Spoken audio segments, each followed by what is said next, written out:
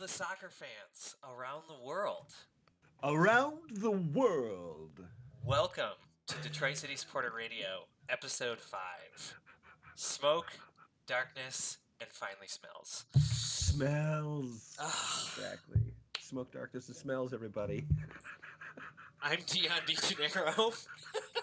And I'm Sean Spence. Oh man, how are you doing? Did you survive last night, Sean? I did well, I mean, either that or I got a internet feed in hell. Um, but which I I mean, mean, it's likely. what's the difference? It doesn't seem likely. Um, the yeah, as we were talking about, I'm kind of super groggy because my whole day has been thrown off by the fact that I wrote until like 1:30 in the morning, and then my brain was super awake, and I didn't get to sleep until like 5. Um, so yeah, It was a long night. Ugh. It was a long night. Whew, Yeah, it was a long night. I definitely, man, I can't believe this tweet's still up. Sorry, I just keep seeing the quote tweet numbers piling Yeah, up here. yeah. But Like yeah, no, I survived. It was a tough day. We got a lot to talk about. So we do. we'll get to the tweet and the Sharta match. Right. People may have already forgotten that we've had a Pirmann Bowl over Yeah, we had Pirmann Bowl over the on weekend. Saturday. It's been a big week since the last It's show. been a lot. Yeah, so if you're listening to this from some in the future, you're going back to the archives or something. We just played 2 matches. The first was on Saturday evening where we played our third straight USL match at home at Keyworth and drew with Memphis 901 1-1. Memphis 901, of course, led by Caesar, Former in DCFC Germany. head coach. Yes. And it was a match where, we gave up a really disappointing goal and did not play very well in the first half, I felt like, despite controlling the ball a lot. Yeah. And then really came out in the second half and, you know, gave them a pretty solid whooping, right, really, Absolutely. in terms of control of the match. We got one goal. We really probably should have won the match, um, given the number of chances we created and how little we gave up in It the was final crazy. half, in the second half. We'll get to that game. Did you want to talk about any of the matches that happened that week? There was a couple. I mean, the most surprising one I think was actually out in the West, and it was Phoenix beating San Antonio 2-0 away, um, and that Yeah, kind of a shocking result. They, a lot of surprises out in the West yeah, in the early going. yeah, El Paso has been terrible. El Paso lost 5-0 last night to a team playing their first ever match, I think. Um, really. yeah, yeah. in Open Cup, I mean, in the Open and Cup. was it a pro team or was it a semi? I think it may have been like God, I'm trying to remember. I just saw it in a tweet. Yeah. But it was like maybe a USL2 Okay. side. Oh. That was like playing its first ever match. Like and yeah, not good. Um, a lot of surprises out west. Phoenix has struggled a little bit, but they seem to put something together there. San Antonio's been real up and down. They're having a lot of injuries too. Yeah. They lost their keeper. They have a lot of injuries. Yeah, Right. I think they lost their main target guy, the guy he played against us. Yep. What's it, Dylan? Dylan. Dylan. He's hurt. So yeah, I mean It's going to be interesting. Yeah. yeah, the West is kind of wild. The East looks a little more like what we thought it would look like. I mean, the Rowdies seem to be through the early stages of the season almost head and shoulders above Yep. the rest of the league. Yep. In terms of their numbers are crazy. They're dominating matches. Yep. Now it's We had a lot of favorable results for us though in week 4. Looking at the East. I don't really even follow the standings that closely until maybe halfway through the season. Yeah. Because there was a lot of draws. Yeah. There's just nothing like to me, when I go back, I don't want to read a game story and feel like bittersweet about it. You know what I'm saying?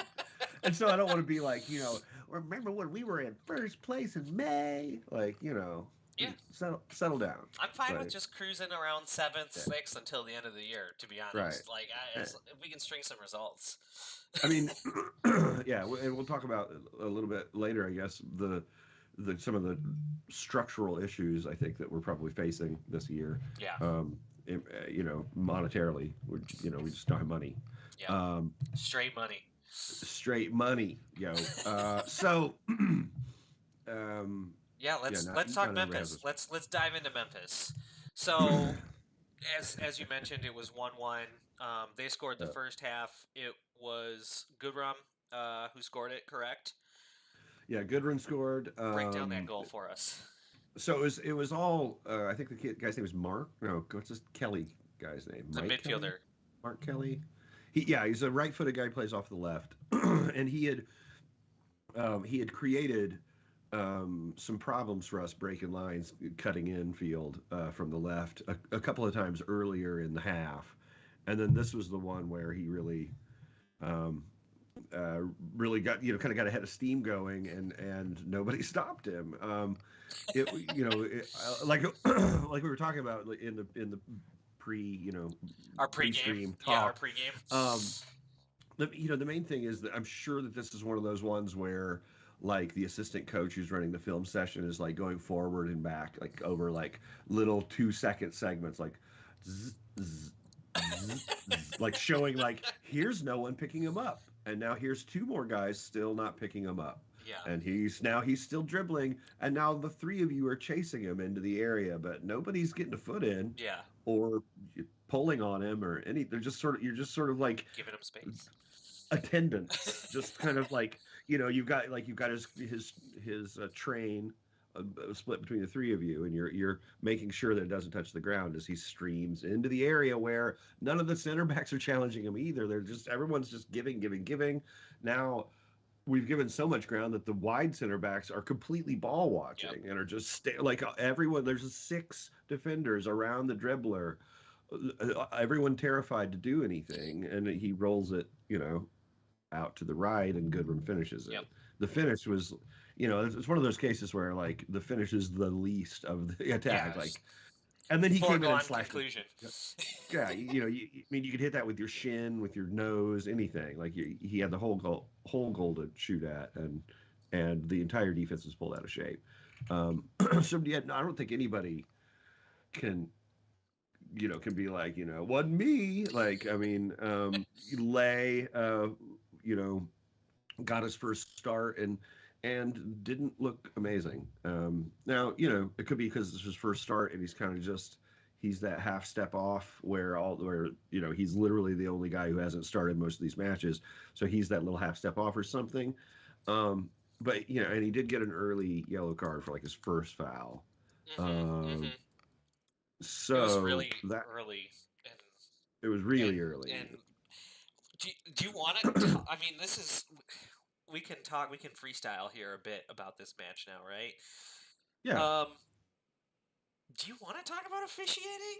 I mean, it doesn't like we should have scored many times short of any officiating problems, but like right. this match was egregious.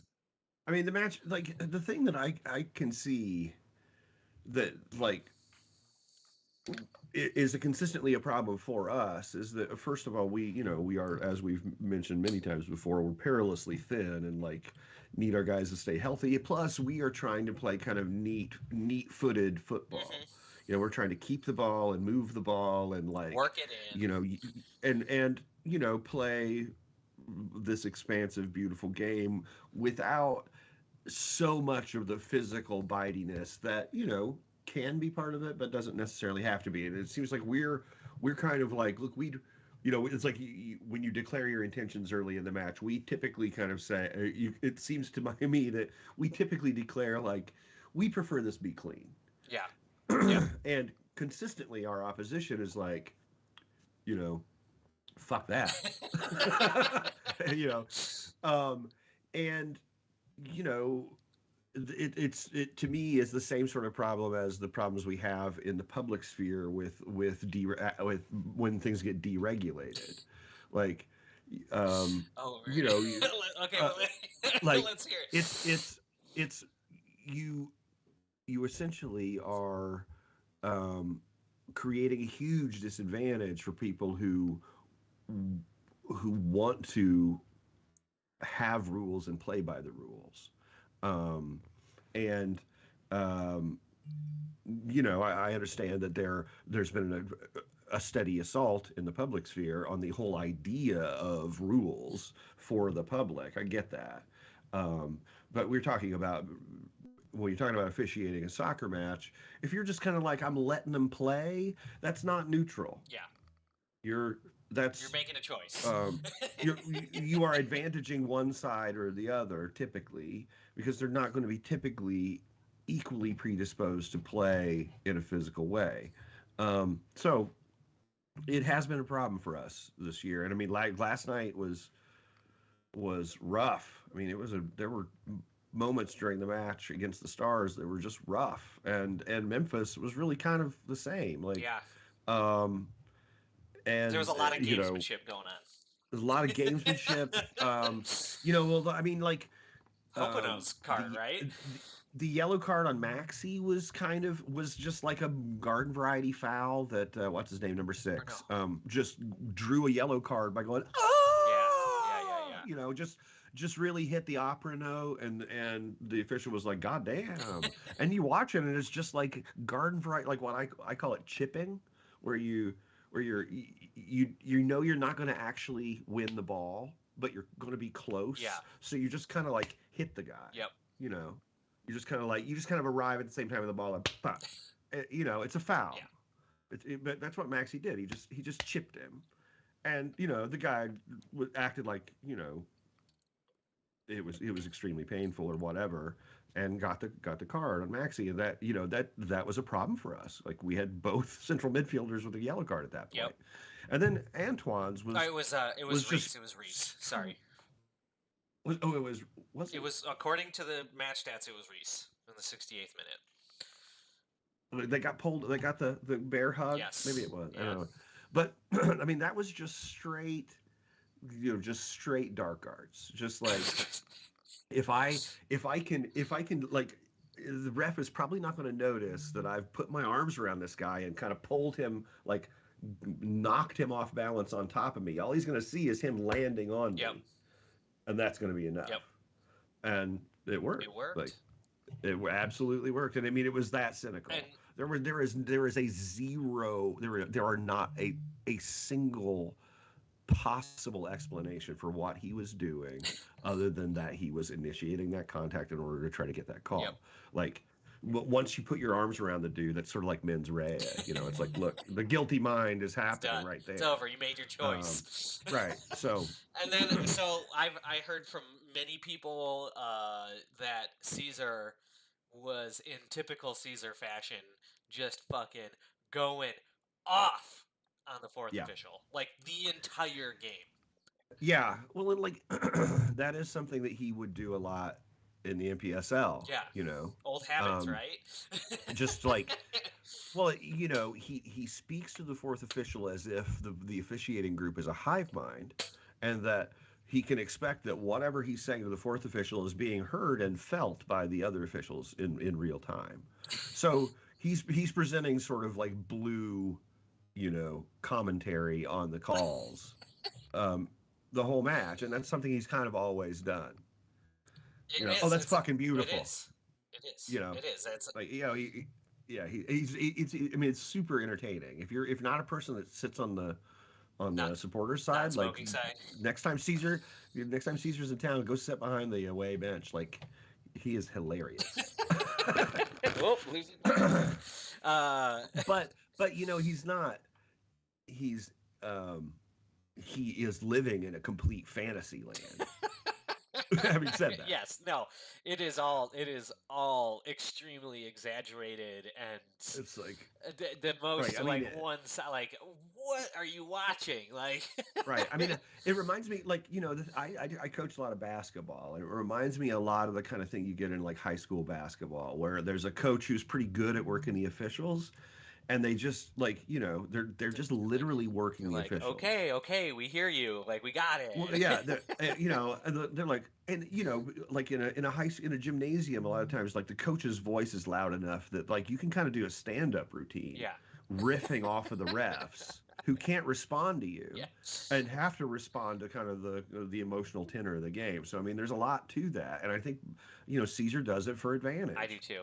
I Like do it's too. the same, it's the same mentality that has you wrapping your arms around a dude and like, Pulling down. look, if they're not going to call it, it's not a It's foul, another. It's right? just a different school of the dark arts, right? Like, Right, it's right. a different, The whole everything different about it is unit. that if you, yeah, right. And I just feel like that idea, if you ain't cheating, you ain't trying, is is American, and we are not pursuing a hyper American style. Yep. Um, and I'm okay with Me that. too. Me too. I think you and I are on the same page about that. I much prefer um Like I having a understand system. the dark Yeah, I'm arts. having I understand the dark arts, and I kind of enjoy that little aspect of the game. But I would not want the team I'm supporting to be like a bunch of fucking necromancers out there. You know, shithousery for a full just 90. like yeah, just who is the dude like the guy who played for Chelsea? Um, See, I just think of um, Gattuso. but like yeah, like I mean, like just there are obviously it's part of the game, and it's something that we do especially when we're trying to kill a Of match, course. And there's like I do feel there's a time and a place for some shithousery. Absolutely. right, But like the right, full 90, not into it. right, yeah, and not and I don't like I wrote about this years ago when I was writing about like an MLS Cup final. I think it was like Salt Lake against Kansas City. And so I kind of characterized each team. And the Kansas City thing was I wrote about Peter Vermees and talked about Bobby Knight like, and that whole school of like, very aggressive, very physical, like pop, pop, pop, Very American. football. Yes, like we're going to want to suck today's dick, like that kind of thing. Like, oh, okay, like hold up. Um, yeah, so I mean, I'm delighted with the way we play. Although there are times it's one of those kind of harder ways, Yeah. right? You could probably get, you know, It's a better more reward, points, but more it's more points work. simpler, Yeah. just like getting some bodies in there. Um, Who so I don't know. who's your Who do you Yeah, think? go ahead, go ahead. Yeah, I was gonna ask you about who do you thought was man of the match because uh, I'm giving ah, it to Devin, man. He's got to get one. yeah, Like I would yeah. I think go ahead. I mean I think Devin has been a guy who ha- could have been the man of the match any of the first four matches. Like he's looked really really good. Um, I and Maxi has looked really good, and it was really Maxi's improvement. I think at The second halftime half, yeah. was pretty dramatic. Plus the addition of Brad, like Oh, I forgot like about that. Yeah. once we swapped, once they switched Lay for Brad, just the possession was just like, it's like when you give your car a tune-up, and you're like, oh, Some fresh okay, oil. that like there wasn't anything wrong with it before, but like that is a little smoother, and the USL Tactics guy John Morrissey, I pointed out in my um, match story, I think, or some, I pointed out in something I wrote that his breakdown of the Memphis match, I thought was pretty on point. That we basically used Maxi to slide way out onto the flank Hmm. to cover, and that would to create more overloads on the flank, instead of trying to play through the middle really more. We just use Brad as this kind of like, bouncy wall all the way up, and really filled each side by having Maxi swing side to side. The thing that I've started to notice about Maxi is that when there's a tactical change, like Maxi is oftentimes the chess piece that gets moved. To where he needs Um, to go. Yeah. well, I think that it's it's because his real time game awareness is good, Yep. you know. And so Trevor knows that he can say, listen, they know they can talk to Maxie and say, here's what we're looking for, and that Maxie will get it, Yep. just that fast. Like, all right, he won't follow it too literally, or fail to read a situation where that's maybe not a good idea, Yep. um, so Man, I'm looking at Devin's fucking numbers, and it's like 13 duels won, one duel lost. To yeah, give you an idea, Matt is 7-1-4 lost. Steve 6-1-4 lost. right, Aerial duels one for Devin 6. Aerial duels lost 1. Uh, yeah, Same. I mean, like it's just he's of the center backs, he really stood out. I think against Memphis and has stood out every game like so far. Um, right. Well, I mean, yeah, he's, I think we said it last week. He's just better than we thought he was going to be. yeah, Um, he's better than he looked against us and Nisa. absolutely. I don't know if that's just because he likes playing a little farther out. He was playing in a four in the middle in a Yeah, four before in a with little more freedom or Michigan. something. Right. Maybe yeah. He's got since he's got cover behind him, he can kind of really let it rip. I mean, he was partnered with Joseph Adu most of the time with Hmm. Stars, and that's like no, you're covering for him. You know. Yeah, Um, clean out. so right.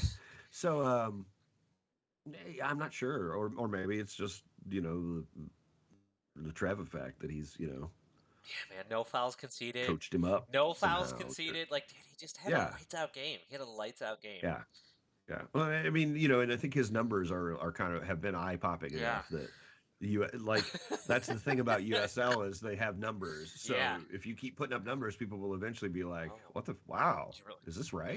Yeah, yeah, yeah. Um, so you want to talk about and this is something that we can talk about because it's related to USL. You put it in the notes, and it's first half City versus second half City, right? Yeah, Um, what's the deal? yeah.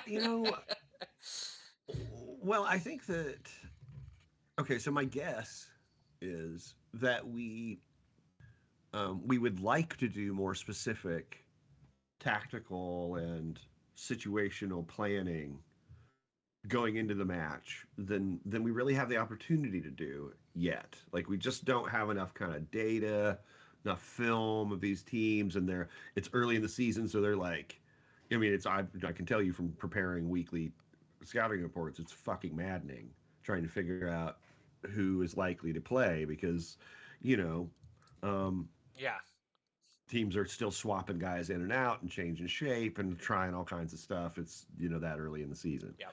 Um, I think that we are likely to, but what's happening? It seems to me is that once we get a good look at what they're trying to do, then our technical staff is just on this higher level than most of the technical staffs are up against. Like, and I mean, like it's not close Yeah. on a lot of these cases. I mean, in Memphis, didn't look No. close. Like, um, that was like an X's and O's, like So, you know, crushing. and Um, I have a question, and use your knowledge and enlighten me and listeners. Um, to me, when I'm watching these games, I see us playing very differently in the first half, and it almost feels like we're probing, we're probing and seeing where weaknesses are, and that seems like what the game plan is going into the first half to me. I do, yeah. I think there's something to that, and I think it's probably down to the fact that we don't know exactly where we stand on a talent level in this league still. Yeah. Like we and I think that we know that we don't stand near the top in terms of just raw talent Raw in the speed, raw roster. physicality. Speed, yeah, like, Yeah. depth, all that. And so I think, yeah, I think it's we go into matches like really conscious of the possibility of losing them in the first 15 minutes, of just kind of like not being ready to play defensively and like giving up a couple goals and And having to work out of that. knowing Yeah, yeah, yeah. knowing that like we're not going to come back from that. Um, so we go into these matches pretty canny, Pretty and conservative, really yeah. like almost just almost playing it like you like Magic tournaments Yes. where Yes, you I have. play like best 2 out of 3, Yep. and a lot of times the first game you're just kind of like not trying to like if you can get the other guy to you what he's got Yep. and you don't show him, then you can side deck and like and like really set him up. Yep. Like, Yep. okay, now I'm going to crush you this way, and I've got a second way I'm going to crush you once you adjust to that. Like, and I feel like that's kind of what we're doing is we're playing like the goldfish. We're just like, here's some basic stuff, Yeah. and go ahead and show us all your tricks. Like, go ahead and do it. And so far everyone has Yep. like. Um, Yep. I I agree. think it's hard, and the other thing is that our we are clearly maybe the most possession oriented team in the league It's in wild. It's USL wild. It's Championship, which wild. is It's wild, wild. and that puts pressure on them to show their cards. Like we can kind of like we go through these first halves like it's empty possession. Well, you know what it's doing is we're goldfishing them. We're still just playing. I'm playing a land. Your turn. Yep. I'm playing a land. It's your Just turn. building Um, resources. Right. We're just like, go ahead. Like, and even if they go into it intending like, oh, fuck this, we're not going to show them anything. We're going to wait for them to do something to us. Like the fact that we're keeping the ball 65% of the time, they start to feel like, well, okay, I got to do something. Yeah. Like Getting this bored. is feeling really Yeah, bad. This is feeling bad, you know. yeah. We need to So I control mean, the game. Yeah. right. So I think that there's a lot of that. A lot of it is like just us managing game state and making sure that we're not having to chase the game any more than is absolutely necessary. Now the question is, has it worked? Because we have fallen behind. Yep. You know. And the way we've fallen behind has just been momentary lapses Right. in that possession, in that defensive game that we're trying to play at the beginning. Right. And that's that's So the yeah, difficulty that's of, the playing this way. double edged sword right there, right? Right. Like I mean, yeah, and that's what that's why every reactive team plays in a reactive way because they're like, they're not going to be able to concentrate this hard the whole match. We're going to get a few chances the other way. yep, Um, and then we don't have to do all that. Like we don't have to do voodoo 3 times a week to get everybody's brain in the same place. We can just kick it around. Um, so I mean, I think it's kind of like that. yeah. So Um, final takeaway of this. my final takeaway is that for we are winning matches by being very clever and very cautious, or we're being competitive that way. And I don't know whether we have it in us to play another way and be competitive in this league. Yep, We are not.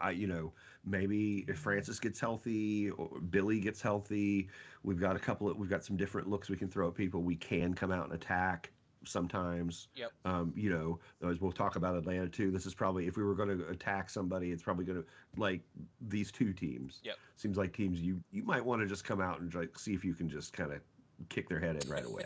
You know, get up like 3-0 in the first half an hour and then just yeah, just cruise. play Olay the Yeah, rest of the just time. cruise.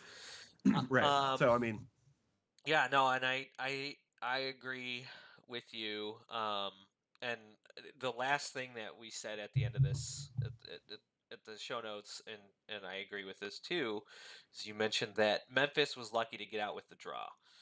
Um, yeah. we I mean, with those tactical adjustments, we seriously control. I don't think we had a shot on target in the first half, and we ended no. up with like 9 at the end of the Yeah. game. Yeah. And like 16 total shots and like just ridiculous Right. numbers for a half of soccer. Yeah. Yeah. I mean, we put a shot on goal every every 5 minutes in the second half. Um, And you know, 63% possession, yeah. like winning all the duels. I mean, I mean, it was yeah. It really, you know, I think that I know the guys were frustrated after the match. You yeah. know, like Stevie was just like, you know, ah! We should have won that match. Yeah. Well, I did. I Uh, did tweet. I tweeted if Pittsburgh's draw felt like a win, mhm. this draw felt like a loss. Yeah, Eh, this was yeah. Pittsburgh felt like we kind of got a point there. Like Yeah. they're better than us. Right now Yep. that day, and we got a point out of it. And here was one where we dropped 2 points. Like we were the better team, um, and you know And gave up the early goal, and that's that was my thing you may have missed. It was like it felt like we lost 2 points. yeah. Um. So let's move on from Pirmann Bowl. No trophy awarded. I don't know if we should ever have a pyramid trophy, but but It's- um, before we bring Jam on, let's talk a bit about Sharta and just the difference in quality, I guess. yeah. I mean, I will say that they fought for each other. Um, they worked pretty hard. Um, but I mean, this really was a match where it was, you know, uh, there were teams on two different levels happening, um, and especially like, um, It was like there was a team, and then even there was like a bunch of guys playing their I first mean, game ever. playing their first playing their first game. A lot of them their first game in the wearing the crest of the circle, you know, shit stained crest. Um, and you know, we didn't create a boat like I am a little concerned that we didn't slice them up a little more. That we created a lot of things through set pieces, but also they were fouling a lot Yep. and just knocking guys over. So, you know, part of how you get set pieces is because you're creating attacking situations that they're like, oh shit, Yep. and they foul It's the you. only And option. yeah, right. I mean, they were doing a lot of desperate tackles, facing their goal. So, I mean, we did dominate that match, and thankfully we got the breakthroughs right before halftime. I think that you Yeah, know that it was feels a where little I different was if we're going in it. at. Like, It was like 43rd minute, and I was like, man, I'd really like one goal before the half because if you yeah, don't, it really leaves the door open. it's funny. As soon as we scored, I was like, let's get another. Like because I could see that they were really like the Stars really hung their heads after that goal, and and then we played right through the smoke, and Matt just Yeah. kind of big dog that dude. Sit down, buddy. Like It's just like, this is professional yeah, soccer here. this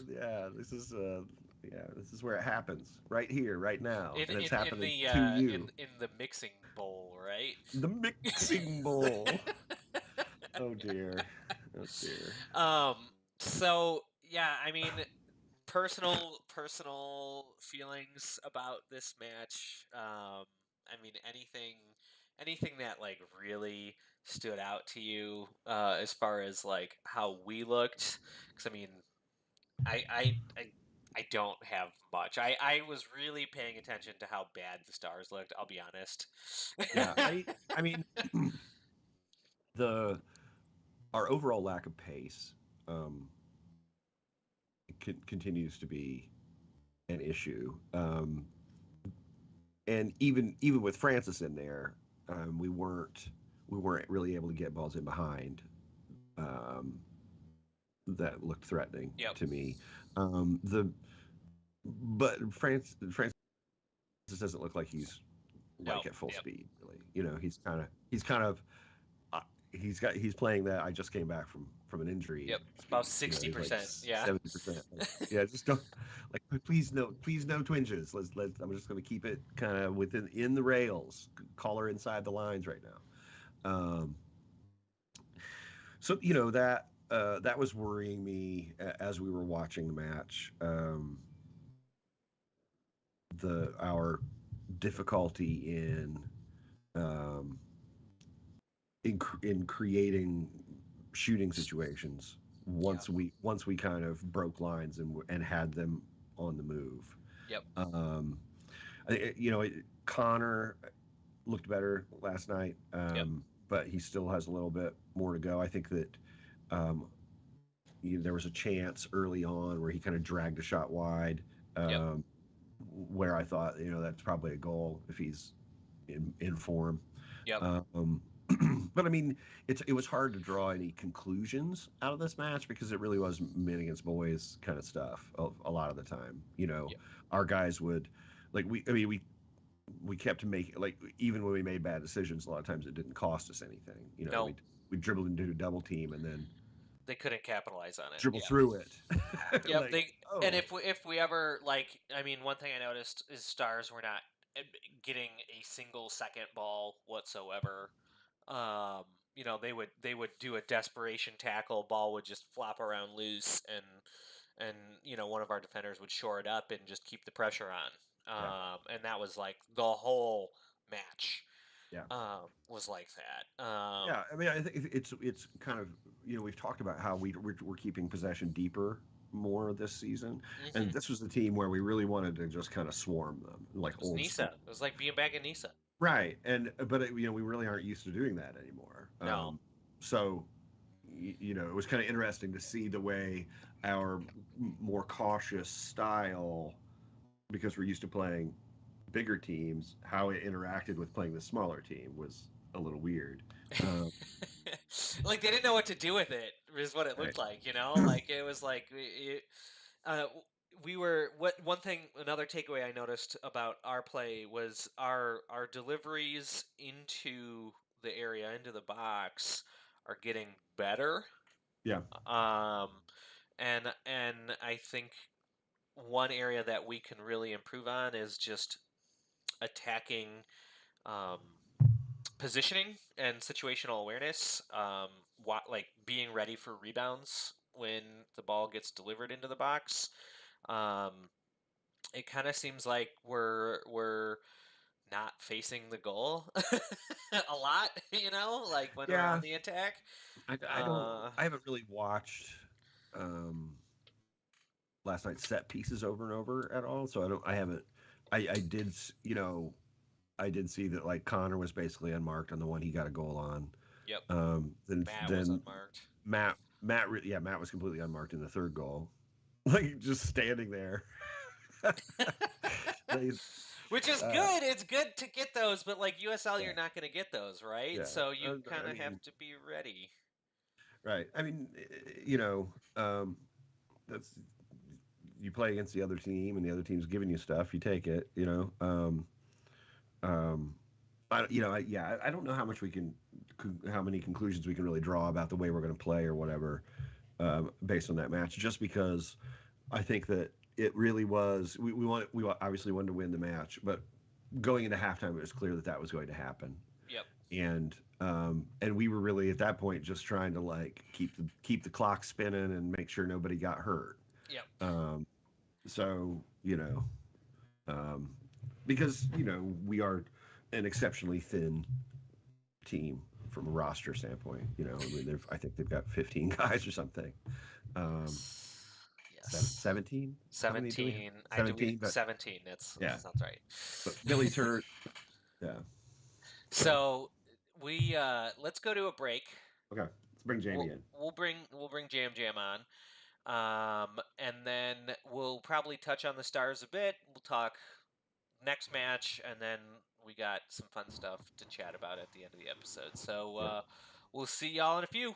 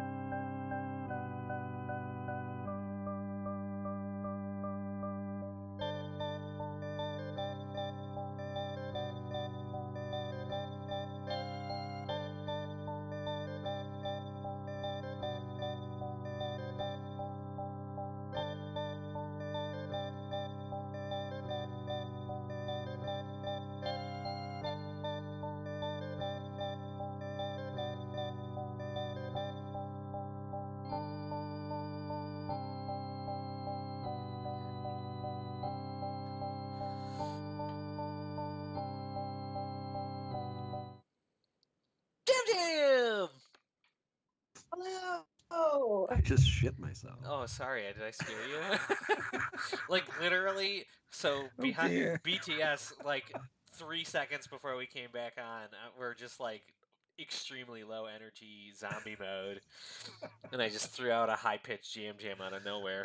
Oh wow, yeah, Caught yeah. Sean off guard. Welcome, Jam. Was Hi. it? How did you survive? Hello. You're here. Did you nap?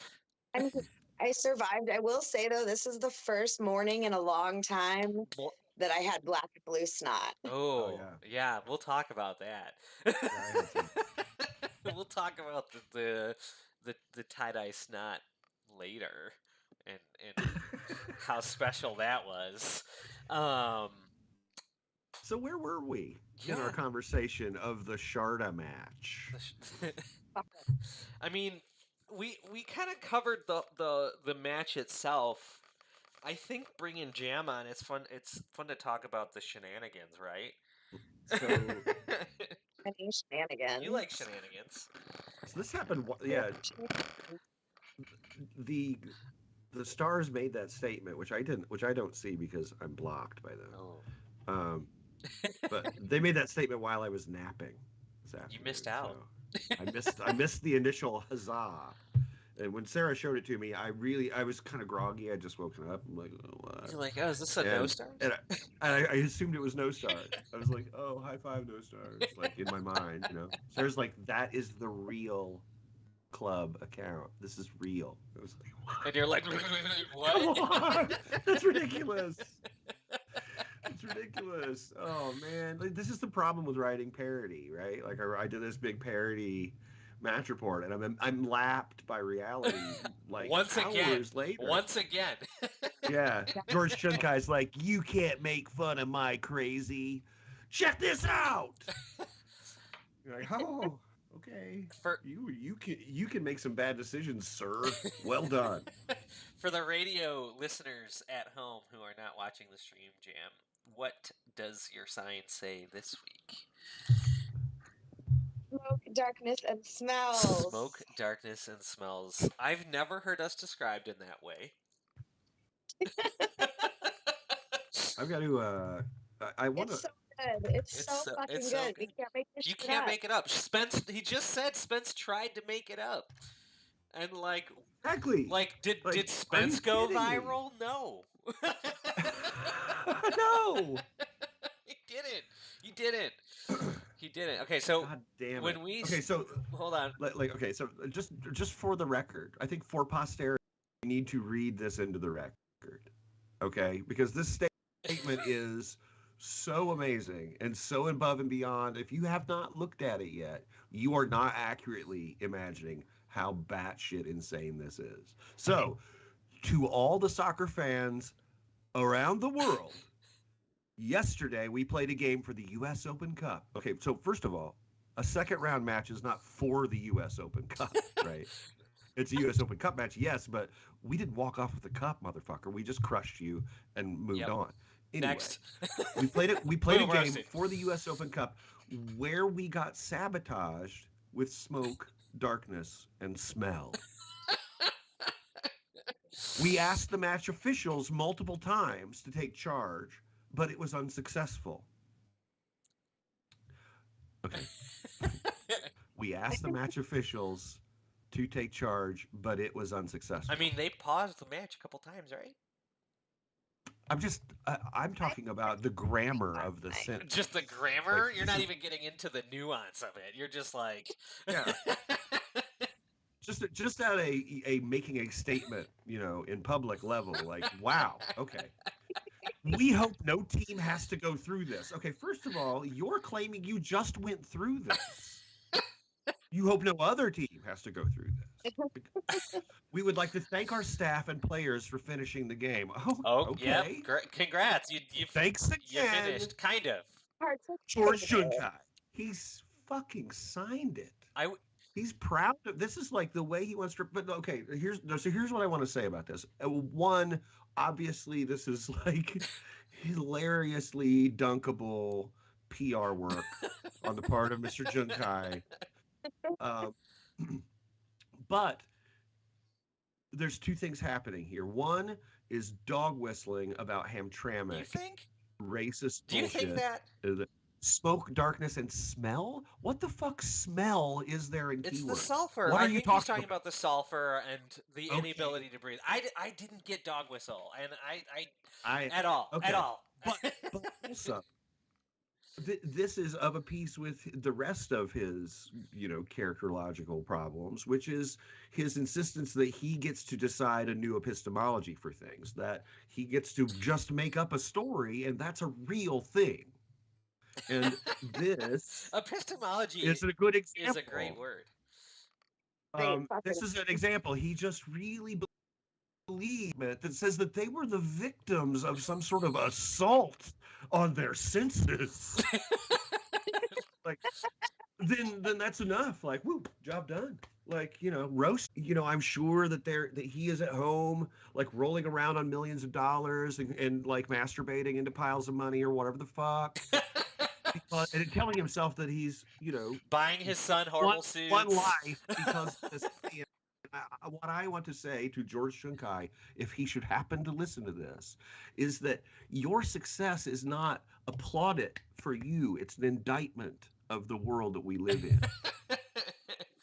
That's Okay, you know that's what I have to say about dude. You just touched on all levels. that. So okay, Yeah. I but at the I time, can't even compete with it's that. terrible.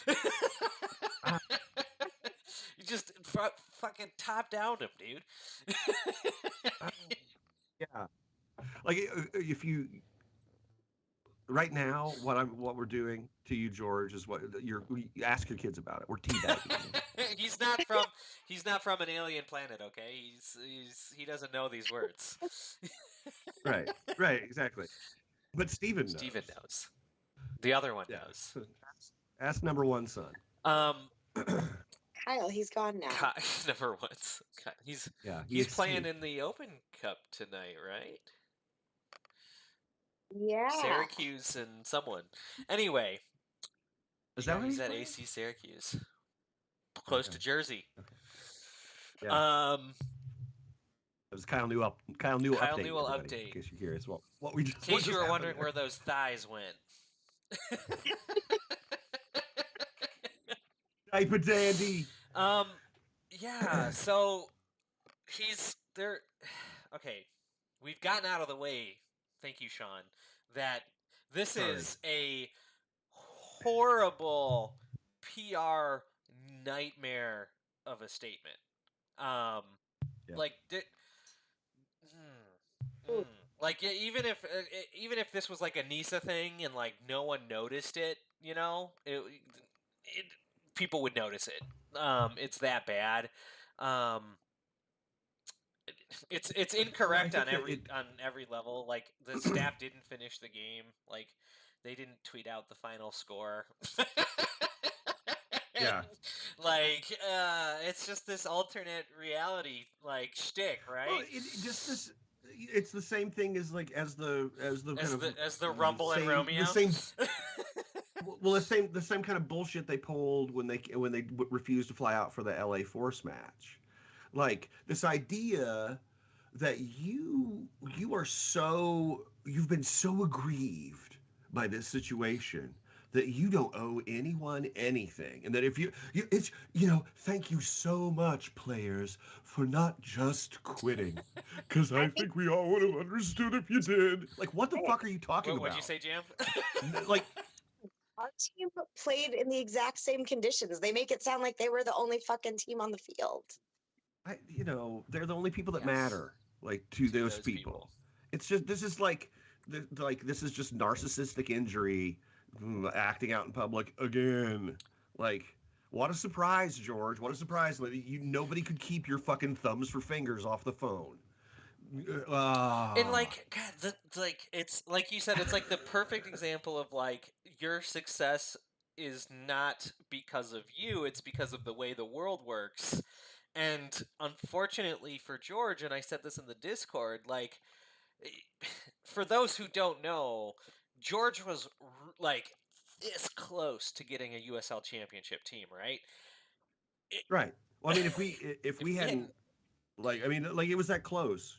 The other option for US crush us with another team in the market. And Like so, George yeah, was going to be their willing vassal to destroy us in the market. So I mean, like so if he was so this much fuck close you. to getting to a USL championship team, the only thing that stopped him from getting a USL team was how much of an asshole he is. The only thing that stopped them is they met him.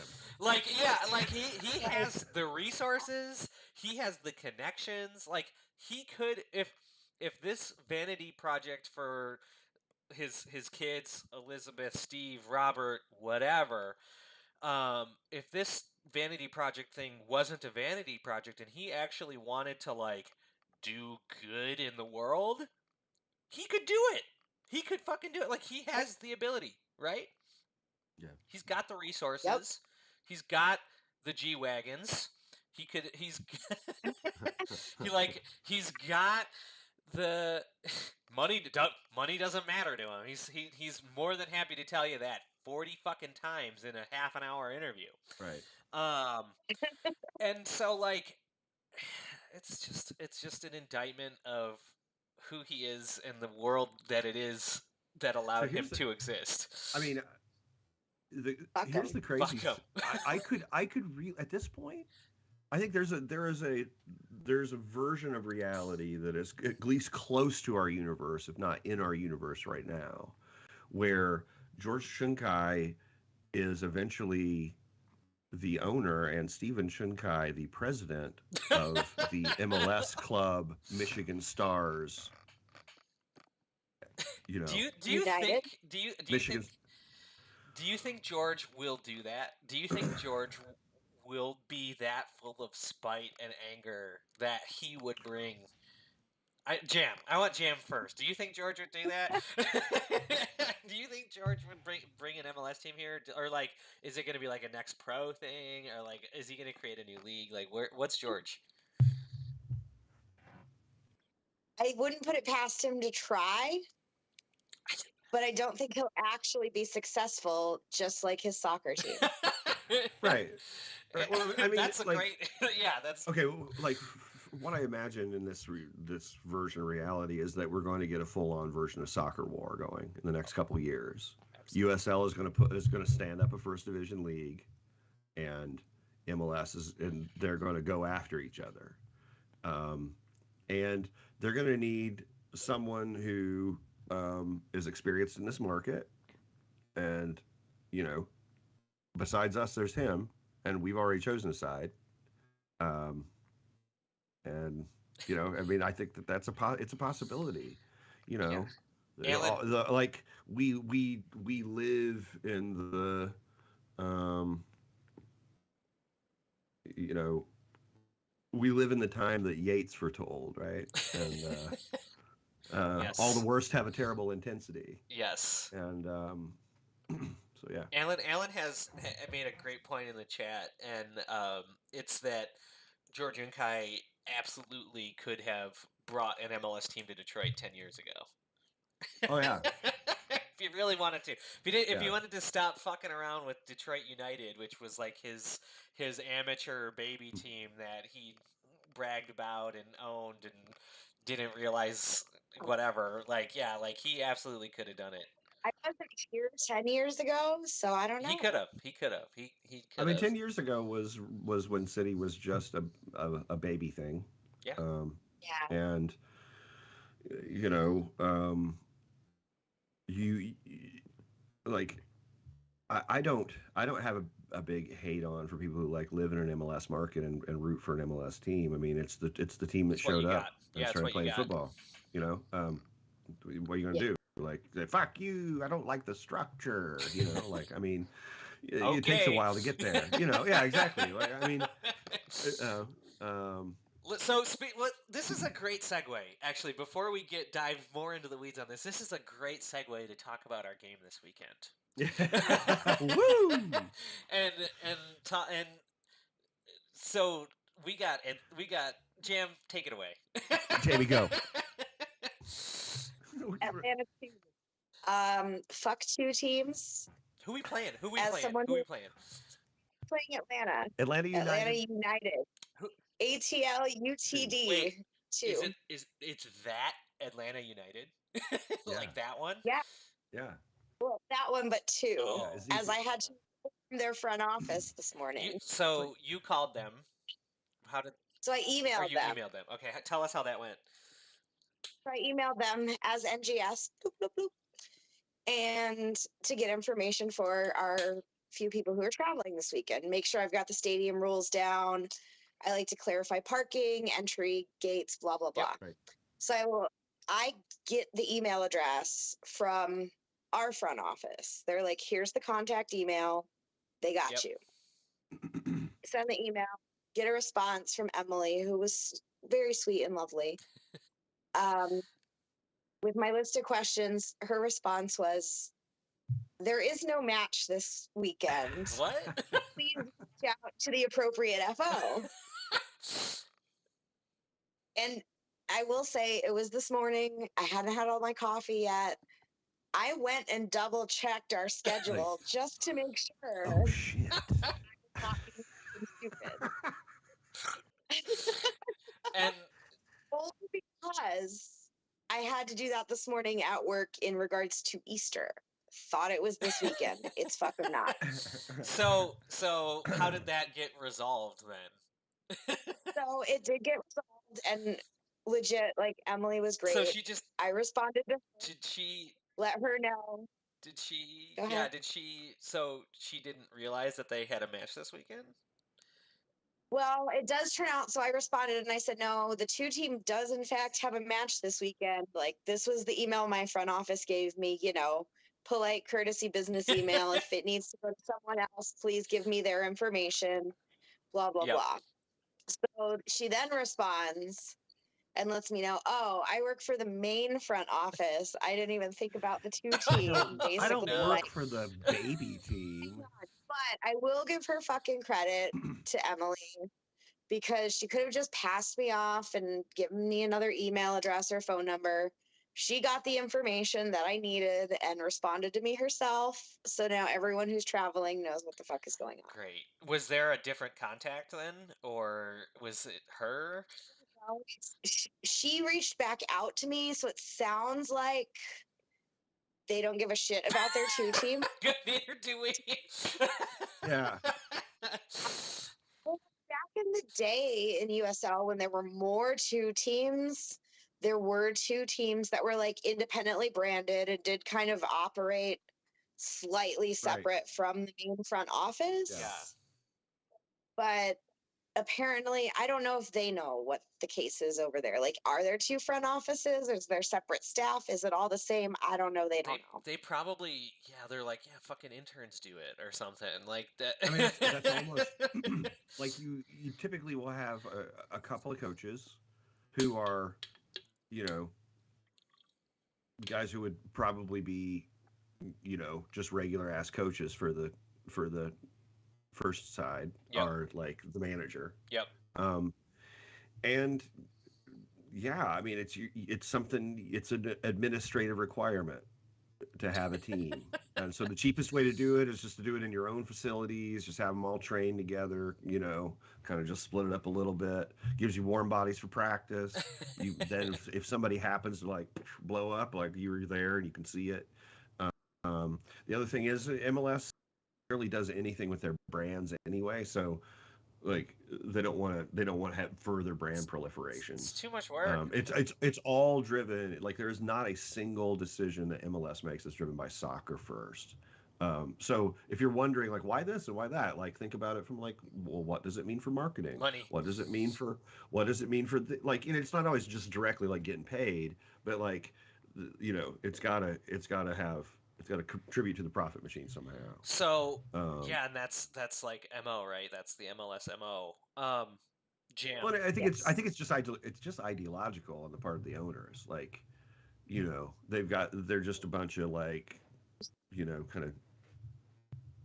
I mean, they're the ownership class jerks, right? So I think that like running anything should be easy. Yeah. Just throw. You Just know, yeah. it's just like Whatever. just do it. Fucking do it. No. Just build a second team. God. So You know. Jam, do their fans care about the team as much as their front office does, or like what's the situation there? It's like about the same. I didn't have time to actually look at attendance numbers, but I think they're one of those clubs that, like, if they get 1,000 people, that's a good night. Okay. Yeah. Couple People, dozen. I mean, you're always gonna have people who want to watch more soccer. I'm one of those I feel people. like you know what I mean. I get Like, it. you want I know there's people out here that'll go watch, the local clubs that our former players play for, Right. like Oakland County and Right. blah, blah, blah. Like, Exactly. people are always going to want to watch it, but like, because it's not like they used to do the separately branded teams back in the day with their own identities, like, there's not, most two teams don't have specific supporters groups Right. or nice facilities. Half of them don't even play at the same fucking fields that the first team plays on. I was going to Yeah. ask you about that. They'll So like train with the first team, but then play on like, a practice. a practice field. So is this the situation with Atlanta? Because I'm very much assuming they're not going to be at Mercedes-Benz Stadium, right? No, they're like third field Yeah. or something. Okay. I think there's a soccer complex near there Yeah, that they it's play like its at. own separate thing. I mean, I will say this one, from what I can tell, is nicer than just like a practice field. Okay. Oh, Yeah. there's there, but no, they are not playing at the big ass fucking stadium because like 20 people will be there. Yeah. Atlanta United's practice, like their infrastructure is really like it's good, So you'll be on the big teams, stuff. That's good, I suppose. So I mean, yeah, the field will probably be really nice, but there'll be like seats for 800 people. it'll be like the Castec seating, basically. Got it. Okay. Well, I mean, that's good, I guess. It'll be good grass. Is it last year of two teams or is it next year? I think this is the last year before they move Last over. year. Yeah. So enjoy it. Big five. Enjoy it while you can, folks. Because this is it. Yeah. I mean, I think the general. Go ahead. I'm sorry. I was just gonna say I'll be interested to see like who they actually put on the field, because the other thing about two teams is historically, like, depending on the match, they'll just fucking drop a bunch of first team dudes on the fucking team to destroy whoever they're playing. Oh boy. They like the two teams are like the one place in America that has the traditional reserve team structure where guys that are rehabbing will drop down and play.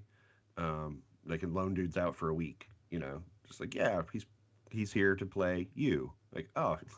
Yeah. So I mean, and historically too, like, that's a big reason why a lot of fans of actual independent USL clubs hate the fucking two clubs. It's like, why are we playing them? They're just gonna drop down a bunch of our fucking guys, destroy us, when we're actually a team that gives a shit about this. Right. Yeah. Fucking sucks. I'm looking at. But I mean, they've got go a ahead. lot of players on their roster too. Holy shit! Fucking all midfielders too. They're like, well, I think they're trying to do kind of a Lollapalooza roster structure. Okay. So, Sean, can you tell us anything about these guys? What's going on? No.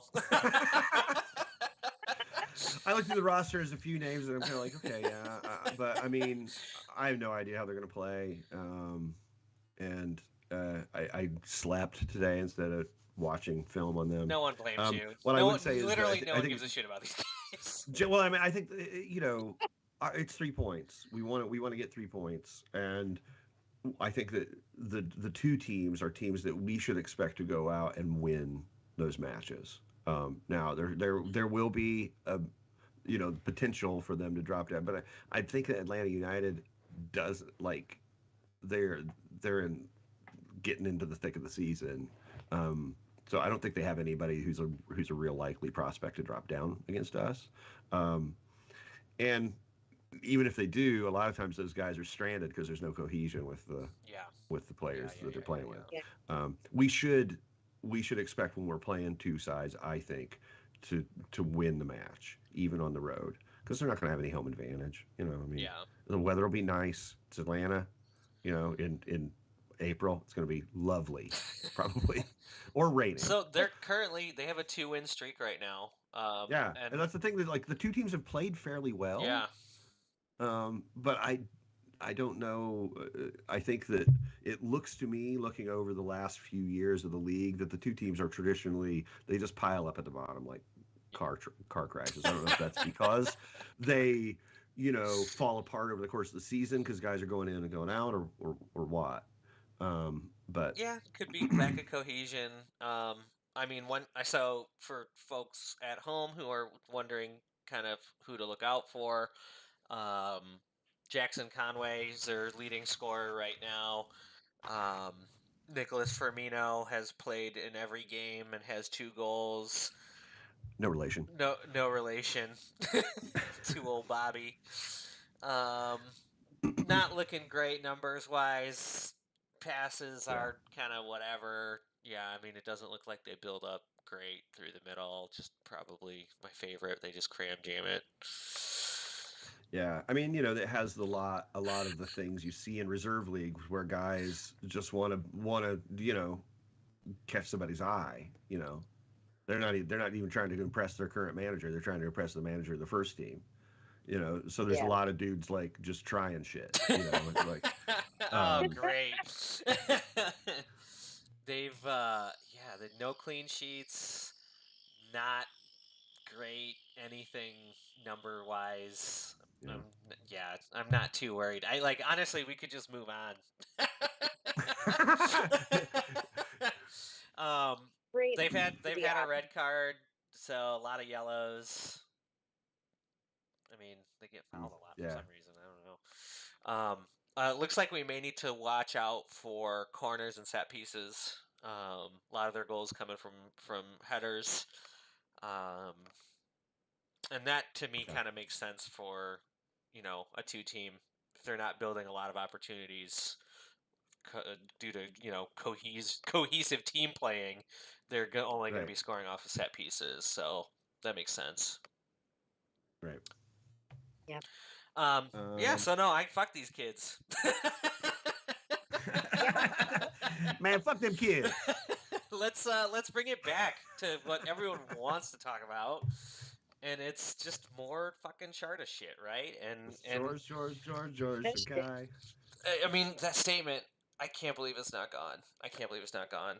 I did want to. I mean, it's fucking framed on his office wall at this Right. point. No. I mean, like, he's not embarrassed by this. Like, The man has shame. like, yeah, he's getting high fived in MAGA land. Like, it's like MAGA fives. Like, whoa, yeah. He's like, you can't cancel me. You can't cancel Stop me. those steal. Stop those steal. Stop those steal. Stop those steal. So I want to talk about the Keyworth experience, and Yeah. last night was wonderful. It really. I had so much fun, you guys. So much fun. Jam and I were standing in the south. Sean, did you have fun where you were?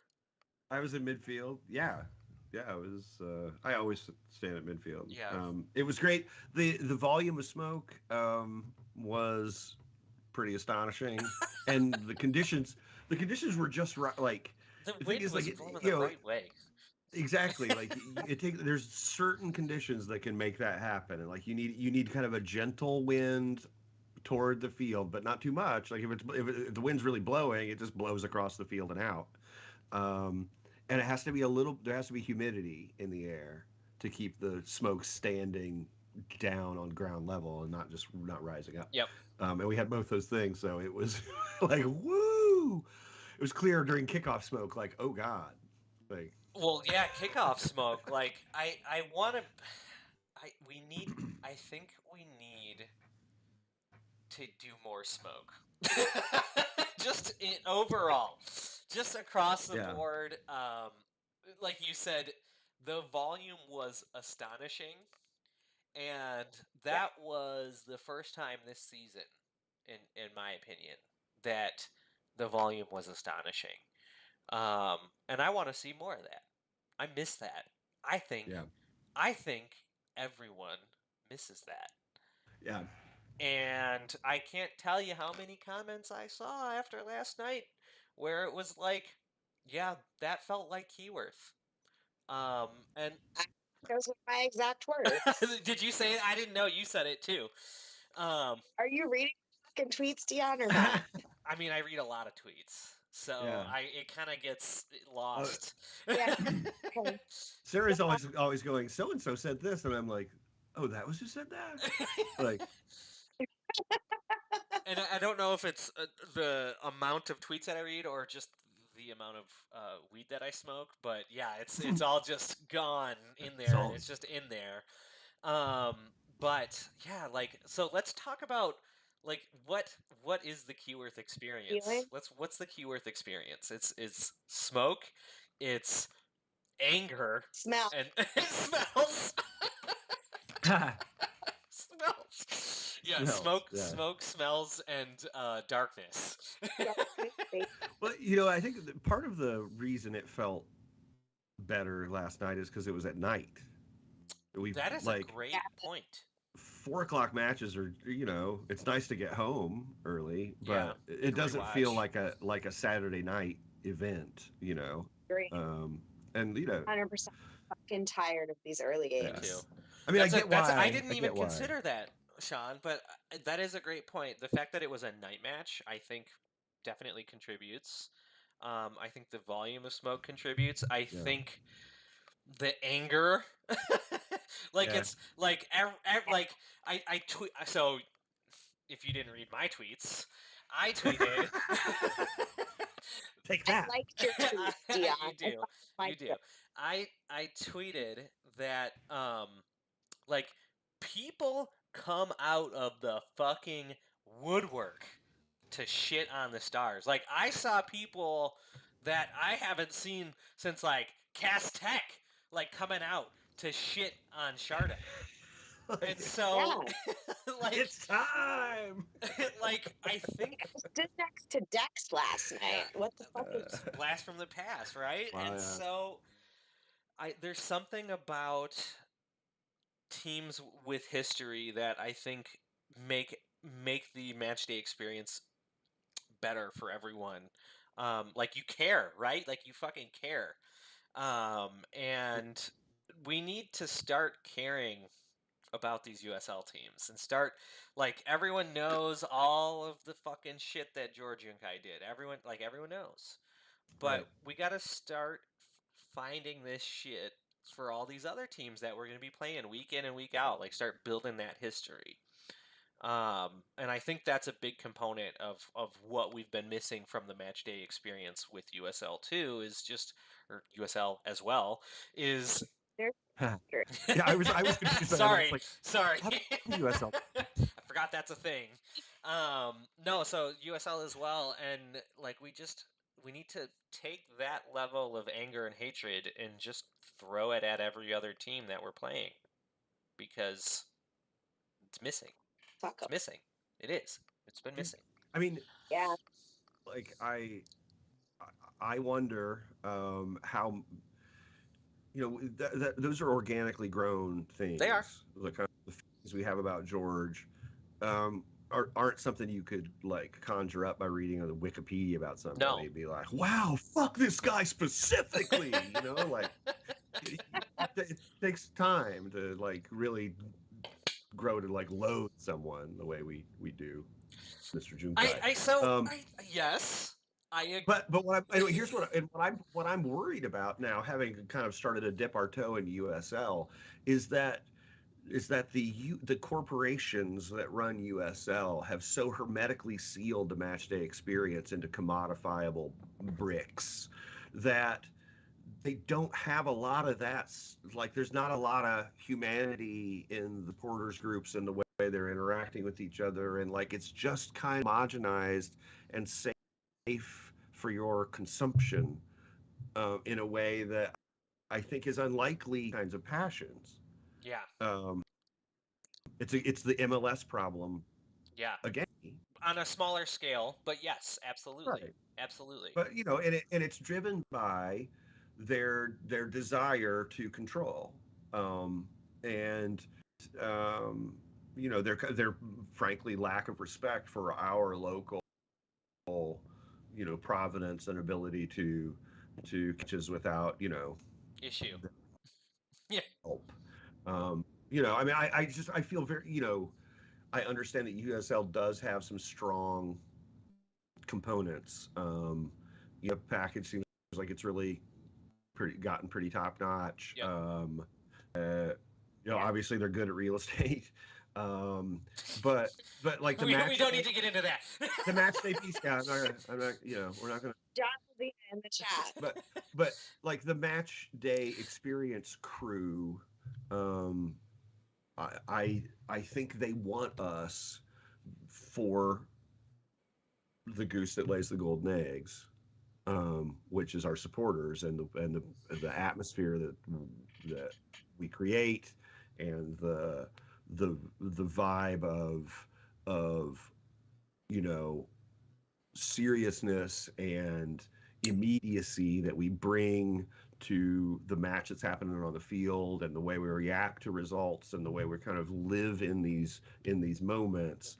But that goose is like needs certain things to thrive, and I think they are denying those things. Like I think that there are factions within the USL front office that seem to want to turn Detroit City into another USL championship side, just another commodity to be sold and bought. And like you will be left with no goose. The golden eggs will be gone Yep. because um, they're taking away what makes this right. special. And I mean, like, I don't want to like overstate the case and get operatic about it right now for two reasons. One is I don't think we're at that point, and two, I think that the kind of people that we're talking to would completely tune out that sort of appeal. Yep. But I would say that this is a time for a brave businessman who wants to shake up the market and take some chances, on freedom and shared, like responsibility, Yep. instead of this kind of top down corporatist, 27 list checklist that we need to go through to prove to, like, light an incendiary device as an adult in a stadium. And I mean, and I don't know if anyone is going to come to that conclusion on their own. And yeah. I think you kind of have to force the hand. Well, You have to show that it can be done. Right, and you know, um, I think that USL hopefully understands the challenge that lies before them, because there is Leviathan in this fight, and Leviathan is MLS. It's not USL. Nope. And while we are obviously have always been incredibly fragile, and obviously so, Yep. I think USL maybe now understands that they too are fragile, and that they need to take some chances and try to do things maybe a different way, and not just try to do MLS harder, like more MLSing. Like that'll do it. It won't. It won't, guys. Have you looked at the ratings?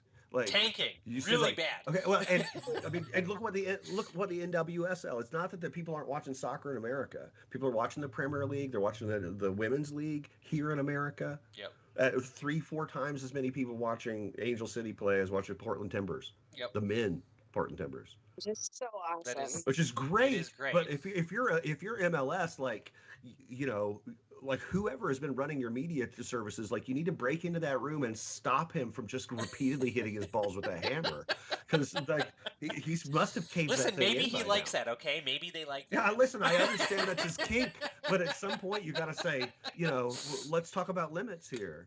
Maybe sell maybe like. Well, and actually, again, fucking Alan coming through in the chat. He mentions going back to old opponents and passion and anger and like the feelings that you felt last night at Keyworth against Sharta, Alan said, I hope that old familiar opponent names might bring people out to some of the women's side games. Yeah. And I'm hoping that the women's side games have, because it's not professional USL championship, whatever, got ESPN bullshit to deal with. We're on the Couge.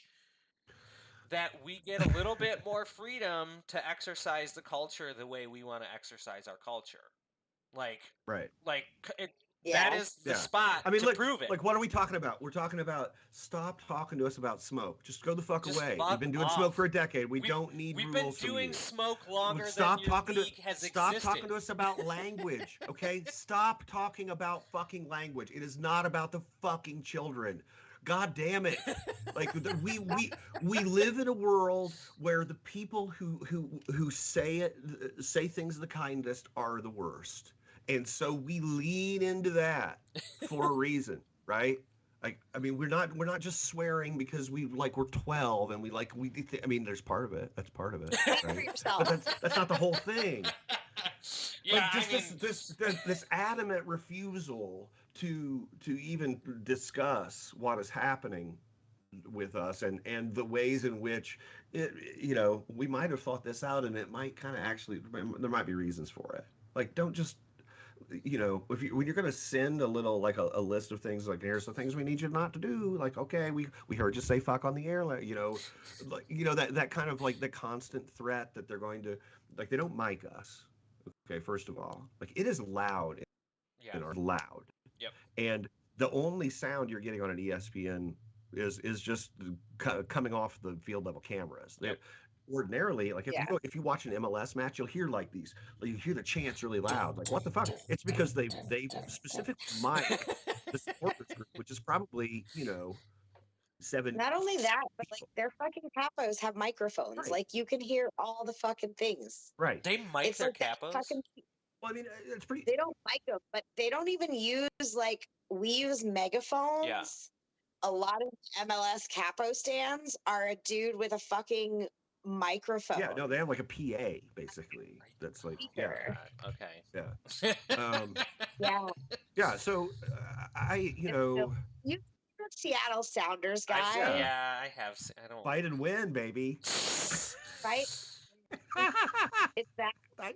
So, if you're listening to this and you're wondering how you can fight this And win.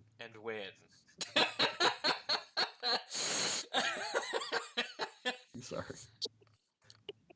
Push. I'm sorry. Just little bits of pushing the envelope is my recommendation. You don't have to go full send. You don't. I don't know. I think Gordon went full send last night in that picture. I fucking love that. I didn't see it. I'll show you later. Yeah. Who that was? No context. DCFC posted a photo. I love that account, by the way. Great account, but no context posted a photo of. I'm assuming it was after the first goal against Sharta, and it's just the crowd is celebrating, and there's like a dude, and his shirt's just like pulled up, and he's the only one, and it's like he's very obviously celebrating by pulling his shirt like over his face, and I'm like, who is that? I need to know who that. Like, who is this hero? Who's this masked Gordon? hero? And it's fucking Gordon. Oh, there. Yeah, okay. Love it. It's like Fantastic. great. Yeah, But no, if you're wondering how you fight it, just push it a little bit. Maybe instead of popping just one smoke bomb at the goal, you pop like 3 or 4 at the goal, And maybe instead of doing it when the players are and then you just show that you just can started to scat singing. you I mean, can just we can do this, and you can just let us do this, okay? Like, because we need Keyworth back. We do. Yeah, I hope that last night. I think part of the other thing that's happened is we've kind of had this kind of lull, right? We went to Nisa, and it was kind of chill, Fucking and the pandemic. COVID. Yeah, COVID. Like we had this big break, and I think it's easy for the front office to kind of forget. Yeah. You know, like this is what these idiots are saying they want, right? Uh, like oh okay, like all right, well that did seem a little different um, Yeah. last night. Yeah. It was different. It hit, as the kids say, it hit different. It did different. Is that what the kids are saying No, these dude. No, days? no. They're fucking. That's what No, I they're not at hear. all saying that. They're like. Yeah. I'm not even gonna get into what the kids say these days. Let's do to close out this episode. We're at an hour and a half. We had some Oh, questions. I want to get to them because there were some, and I want more. So we got to get to them. yes, let's do them. Do it. Let's do it. Jamie's got to answer the first one. Go. Jamie's gonna answer the first one. Okay. Oh, give me. I'll give you a good one. I'll give you a good one. You were not on here on the show when we were talking about this. Jeremy Churchman asked, would love to hear discussion on first half city versus second half city. Oh, Tell me your thoughts on first half city versus second half city, and why you think they're different. Because Sean and I said why we think, but why do you think? oh, they're totally fucking different. Like, I can't. It stresses me out. How does Like- the first okay?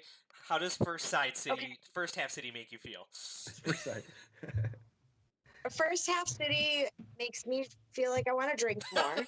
Yeah, I think we all drink. Oh my God, You. that's the real In time to motivator. celebrate second half city. Wait, is this all a ploy to get me drunk at Right, matches? To get exactly, like everyone Sean- drunk at matches. Yes. Secret meeting between Sean and Trevor. Like, Trevor, we need you to make people drink in the first half. Sorry. 4 games into the season right now. And so, how does second half city make you feel? Way Way better. better. Like if Way better. if you could compare it to, like a first date. how Oh, how God. would you compare it to a first date? So first half city is like going on a date with a cop. Second half city is like going on a date where you end up back at one of your houses. Perfect. Nice. 10 out of 10. Going on a date with a cop. Honestly, I think in a few more matches, it's going to even out some more. We're going to be more like second half. I mean, again, these guys have been training for a bit, but we're only a few games in. Right. It's a long fucking season. Yeah. People are still figuring out their shit. And I think that's part of what happens with first half city Yeah. is like, it's just taking them a little bit longer to get into that fucking groove. Yes. And actually, so Jeremy had shared his opinion too, and it's really interesting because he completely disagrees with us, and Really? and he says he thinks that it's maybe slightly more about saving legs in the first half versus just being all tactical, and I buy it. Well, I mean, I think that's part like what I can that's buy that. all part of the same thing. We're talking about going into it cautiously. I mean, caution is always easier on you physically. Yeah. In soccer anyway. But yeah, I think that's part of it too. Yep. Is like, let's get through the first half hour and see where we are. Yep. Like, do we want to? Yeah. Do we want to like try to press these guys, or are we in trouble? Next question. Well, and Hold on, again- before we go back down the same rabbit hole. Shit. I'm saying things I said before. Let's go to the next question. And I'm gonna. Dan Malloy had kind of a similar thing about squad rotation. What option does Trevor motherfucking James have for squad rotation, given the fixture congestion with the league and the cup? No options, no rotation. No Yeah, I mean, options. Very he started Michael Bryant at right wing back last night. I think that I'm guessing that he probably just because Michael could start really anywhere along there. Yep. if you can play right wing back, you can probably play left wing, whatever. Yep. So it sounds to me like maybe Trevor went to the staff and are like, which one of the defenders most needs a rest, and they were like, well, probably Reese. Yep. And that's why he started there. But I mean, yeah, it's basically one guy in each, like one defender, Reese, one midfielder, Lay, um, and you know, Yeah, until Francis and Billy are healthy, there's not a lot of options up front. that's pretty So, much it. yeah, like, yeah. We need Chataway. When do we bring in Chataway? He's a keeper, though. I was real worried about Nate at the end of the match too. He was like on the ground, fucking. I was like, no. He said he was fine, Now, but I don't know Yeah. if he's actually fine or if he was just like being like, I'm a man, fine. Yeah. I mean, for me, I was thinking of it as like a Murkruva, like, a mad respect for the fallen brother, like just a little shout out. Like, sorry Tatinda couldn't be here, but we're gonna bring back some of his greatest hits, some of the dark arts that we mentioned. Right. See this game out. Garrett, 4 league matches and a cup match in. Who are the ones that you see so far making the biggest impact on the squad and our style of play? Jam. Devin. Sean. Brad. Dion. Dion. Reese. Dion. Reese. Oh, Reese. Okay. Reese or Devin. But Brad, oh God, Brad. Jackie at the match. Brad's like our Mickey. Jackie at the match, Memphis match, specifically noted and nicknamed him Brad Instant Impact done well. And I very much agree. Like when he came in, it changed the game. So all 3 of those are good looks. Garrett did not mention who he thought. Yeah. It felt to me, it's like, there's that like a moment a lot of times in a movie where you're desperately trying to get something working, and you all of a sudden you realize it's working. Like the sound goes like it was kind of like that. Like Brad came in, and all of a sudden you got that like we just powered up, yeah, and like okay, and then we swarmed them for the rest of the match. Last question from Nate. And I think this is a good way to end it on. Do you think we'll see more Bosch in the near future? And how about any other academy players? How long before they start popping up? I fucking hope we see more of him. I felt like the entire energy changed last night when he walked on the field. Yeah, I mean, I think but I just came to fucking work and. Like, I'm ready for that first goal. Like, he's a fucking machine. To me, he played like a guy who wants to get more minutes. Yeah, no, exactly. That's exactly the kind of outing you want to see from your 18-year-old kid you're giving 15 minutes to. Like, that's exactly what you want to see. You want to see him get in there, and I will say that part of the reason the energy changed is because we had the match like in our back pocket, so we were free to do whatever we wanted, and all of the senior players were like setting it up for Bosch, like go do it, young man. Like they wanted to see him, put shots on goal, and like they wanted to see him get a goal, and he came really close to doing so. I mean, and looked sharp. But that's exactly what you're looking for. Come in and show your stuff. Give me a reason to think that when we need a goal and there's 10 minutes left the next time, well, let's see what the kid can do. So that's all you're looking for, really. Don't shit yourself. Be promising enough that you're in the conversation. Great. Yeah. The other question is a little harder because in the USL Championship there's really strict roster rules that won't allow us to just kind of loan kids in or try kids out. So it would have to be somebody who's rostered for like an Open Cup match or friendlies or something like that. However, I do think that this is the city is serious about growing their own players, and I think that you will probably see since Bosch is not truly a product of the academy, but just sort of somebody that we kind of brought in as we were starting the academy. I do think that you will probably see kids who have some promise, who are juniors and seniors in high school, start to get time practicing with the first team this year, because we desperately want a success story to put on the billboard.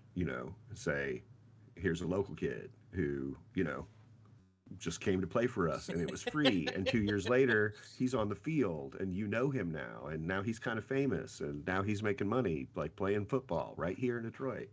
Yeah, we want that to happen. So I think you're likely to see some kids move up who, I was trying to say this because I want to prepare people. Like, if we get news that 3 or 4 kids are practicing with the first team, we should not start planning their retirement speeches in the Hall of Fame. We will probably try, kind of give some kids a chance in the hope that it works out, maybe even slightly prematurely, just because we are pretty thin, and that getting an academy program working and really firing is partly coaching, but it's also partly recruiting. And if we can put a player that we actually developed through our academy on the field, that'll be every kid who's serious about football as a future in our area is going to look at us harder now and go, okay, well, I played against. They'll be like, oh, I played against that guy. I don't think he's that good. I mean, that's how I could good do players. this. That's how good players are. They always think they're better than that guy. That's how it works. That's how it happens. They're like, fuck that kid. Right. Well, that's how it happens. Like, in terms of recruiting too. Like, you start to get a guy who's good, and he starts to make a mark, and he gets promoted and is on a billboard or whatever. And all the other guys that are at his level are like, whoa. Yeah, what the fuck? It's like, well, you shouldn't have played with fucking Michigan Hawks or whatever. Jam, final thoughts on this? I mean, well, we can't hit the 2-hour mark because we're not that other podcast. Yeah, no, we gotta shut it down. Podcast shade. Shots fired. Shots fired. About it they would win that battle of attrition, though. They got a lot of hosts. Yeah, exactly. We're gonna get mauled in Red Rover. Hopefully, I can catch the match in my hotel room this weekend because I'm out of town. Where are you going? Cincinnati. Oh. Not for soccer. Not for soccer. For Skyline Chili? For Skyline Chili, exactly. The halfway point between here and Knoxville. I'm going to see my cousin. Okay, cool. Okay, Skyline Chili. Jamie, what do you think? What? Skyline Chili, your opinion, Jamie? It's gross. Okay. Like, don't do it. Just don't do it. I actually like it. No. Oh, I'm sorry, guys. No, we're ending on a bad note. No, we are. It's fine. You know that. And then he Say does that. Fuck Atlanta. Fuck Sharta. Yeah, fuck them all. Yeah. Fuck them all. Thanks for tuning in, folks. We'll see you next week. Same time, same place. I've always wanted to say Fuck that. Sharta. Say that. Fuck Sharta. Fuck Sharta.